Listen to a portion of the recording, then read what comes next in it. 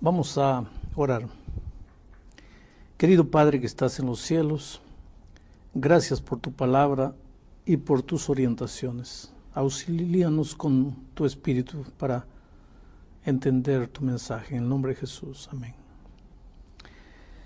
Para empezar el estudio de hoy, quiero leer para ustedes un texto de Efesios, capítulo 2, versículo 9. Es un texto muy conocido por el mundo cristiano. Dice así, a partir del versículo 8 y 9 tal vez. Porque por gracia sois salvos por medio de la fe. Y esto no de vosotros, pues es don de Dios, no por obras para que nadie se gloríe. Porque por gracia sois salvos por medio de la fe. Muchos cristianos dicen, pastor, la salvación en el Nuevo Testamento es únicamente por la gracia, pero la salvación en el Antiguo Testamento es por las obras.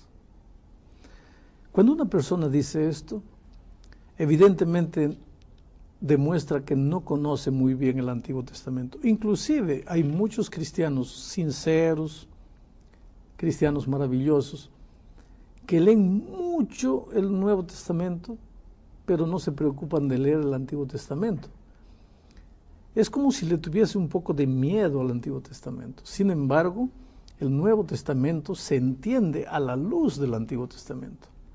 Y el tema de la gracia no es exclusividad del Nuevo Testamento. El tema de la gracia está en el Antiguo Testamento de manera muy clara. Por ejemplo, voy a leerles Génesis capítulo 6, versículo 8.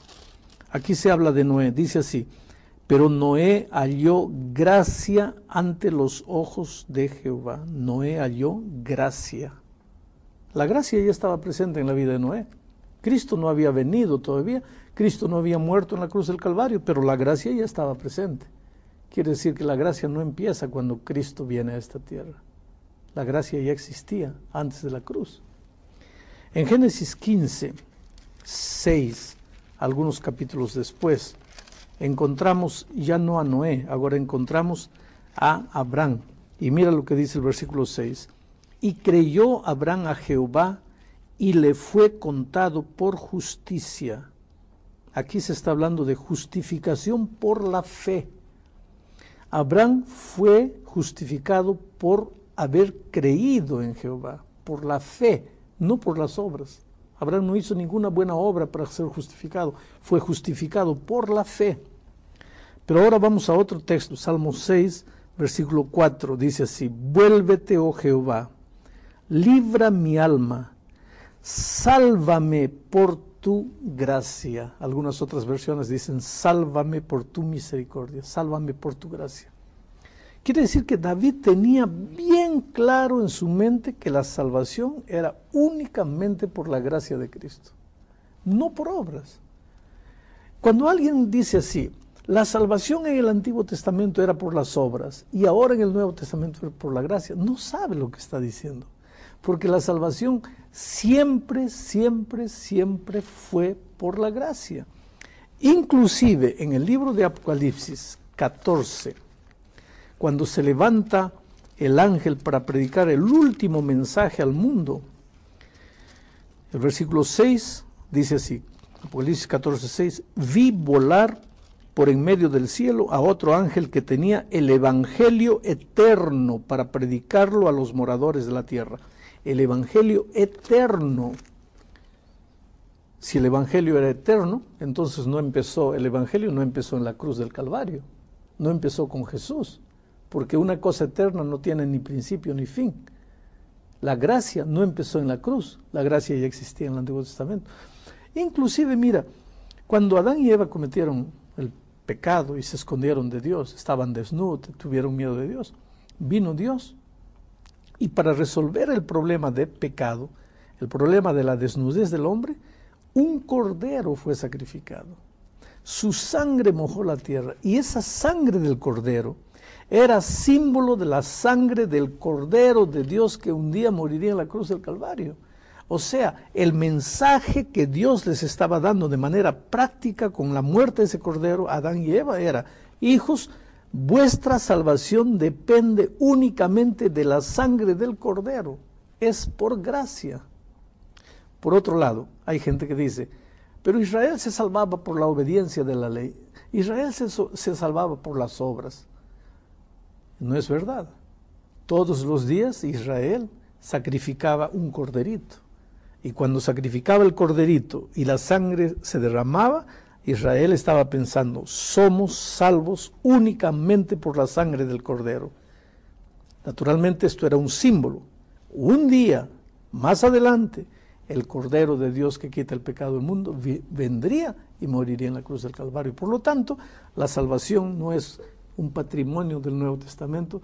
La salvación siempre, a lo largo de todos los tiempos, fue únicamente por la gracia de Cristo. Algunas cosas, pastor, parece que no son muy claras. Usted menciona, y acaba de leer algunos trechos en la Biblia, que la salvación es por la fe, porque hay que creer en Cristo, hay que obedecer los mandamientos. No, yo no dije que hay que obedecer los mandamientos. No, yo dije que la salvación es únicamente por la gracia. Okay, lo que yo no entiendo muy bien es así. ¿Cuáles son los requisitos? ¿Y cuántos requisitos hay? Me parece que hay bastantes requisitos para ser salvo. El único requisito para ser salvo es ser un pecador, reconocer que no puedes y reconocer que necesitas de Cristo. En ese momento, Él te extiende su gracia maravillosa y estás salvo. Entonces, no necesitas hacer más nada. Si yo sigo la ley, si yo cumplo los mandamientos cabalmente uno tras otro, ¿voy a ser salvo? ¿O eso no tiene nada que ver? Solo lo que usted acaba de mencionar. Si alguien piensa que tiene que guardar mandamientos para salvarse, está completamente equivocado. La Biblia nunca enseñó que somos salvos guardando mandamientos.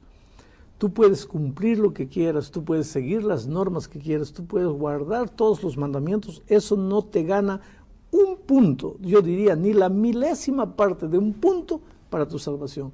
Somos salvos únicamente por gracia, y gracia viene de la palabra gratis. No pagas nada, no haces nada, simplemente recibes. Jesús lo hace todo por ti. Pero, pastor, si usted dice que recibimos de Jesús la gracia, consecuentemente somos salvos, y tanta gente que no conoce a Jesús. Hay mucha gente que nunca escuchó hablar de Jesús o por último no lo aceptó en su corazón. ¿Será que van a ser salvos? Tanta gente que no ha conocido a Jesús. Hay gente que no sabe ese asunto de la gracia.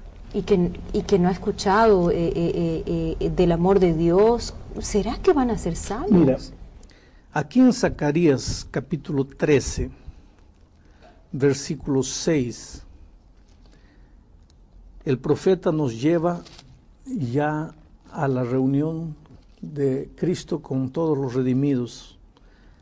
Y entonces dice que allá, versículo 6, le preguntarán, ¿qué heridas son estas en tus manos?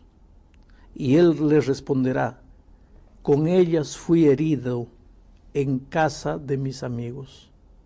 Evidentemente, este es Jesús mostrando sus heridas, ya con todos los redimidos. Y entre esos redimidos hay algunos que miran las heridas de Cristo y le preguntan, ¿y qué heridas son esas que tienes en las manos?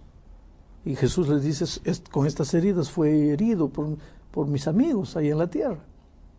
Quiere decir que esa gente está redimida ya y nunca escuchó la historia de la salvación. Entonces, ¿cómo se salvó? Es interesante, aquí en Romanos 1:20 hay una cosa que me impresiona en un texto muy interesante. Romanos 1:20 dice así, porque las cosas invisibles de Él, su eterno poder y deidad, se hacen claramente visibles desde la creación del mundo, siendo entendidas por medio de las cosas hechas, de modo que no tienen excusa. Lo que Pablo está diciendo aquí es que Dios se revela de muchas maneras. Hay personas que tal vez por alguna circunstancia nunca van a escuchar de la palabra Jesús, pero a través de la naturaleza Dios les ha revelado su amor.